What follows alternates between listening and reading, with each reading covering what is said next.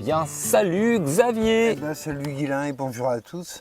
Bon ben voilà, il fait chaud, il fait sec, donc moi l'herbe elle pousse pas, et donc je manque de matière, ce qui fait que j'ai pu pailler, copier des courges, et on voit là les plantes de chaleur qui me signalent que mon sol est maintenant complètement réchauffé. Il y en a deux, il y a l'amarante, Ouais. ici, elle qui me montre que le sol est chaud, et l'autre ici que j'aime pas voir, c'est le pourpier. Pourpier, pour moi, le pourpier sauvage, ça veut dire je ne suis pas paillé, donc la terre se paille toute seule. Donc là, en ce moment, on est au dernier désherbage qu'on va pouvoir faire sur les courges. Et donc on va essayer de s'y prendre dans le bon sens pour faire un désherbage qui soit efficace. Il y a 3 temps. Premier temps, le binage. Deuxième temps, l'arrosage. Et troisième temps, le paillage. Là, ce qu'on va faire pour des questions pratiques sur la vidéo, on va arroser immédiatement après le binage. Encore une fois, la différence entre le binage et le sarclage, c'est le fait qu'avec le binage, je rentre en profondeur. Avec le sarclage, je me tiens à la surface. Mais là, ce que je veux, c'est vraiment biner mon sol. Casser les vaisseaux capillaires qui se forment à la surface et qui favorisent l'évacuation de l'eau. Alors là, la cocotte elle commence à être un peu embêtée par cette concurrence qui s'installe. Hop, je te remercie de me la tenir comme ça, c'est très bien.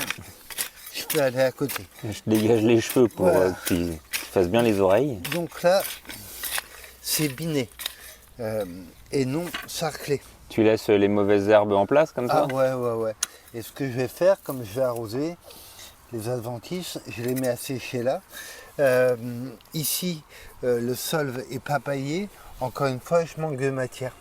Quand j'aurai de quoi tout pailler partout, T'en mettras partout. Hein. j'en mettrai partout. Mais là, ce que je vais faire maintenant que j'ai biné, attention, je vois encore quelques incongrus ici. Hop. Là, maintenant que j'ai biné, je vais pouvoir arroser copieusement et ensuite je vais pailler pour éviter que l'eau que j'ai apportée ne s'évapore trop vite. Alors là, arrosage, mais vraiment. Là, l'idée, moi le potager, je l'arrose pas. Donc l'idée, c'est que voilà, il fait sec, j'arrose une fois et après de se débrouiller avec ce qui a été apporté. Ensuite, le paillage, donc déchets de tonte.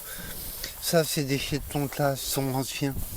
Donc je les ai fait sécher, on pourrait mettre du frais. Et après, on apporte une bonne quantité